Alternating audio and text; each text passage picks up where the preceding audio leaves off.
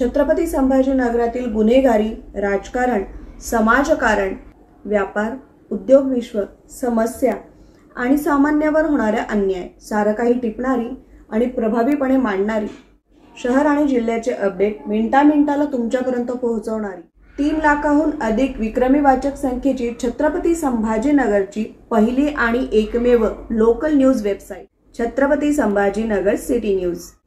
आता कशाला हवी उद्याची आणि संध्याकाळची बात, जेव्हा आत्ताची बातमी मिळत असेल आत्ताच।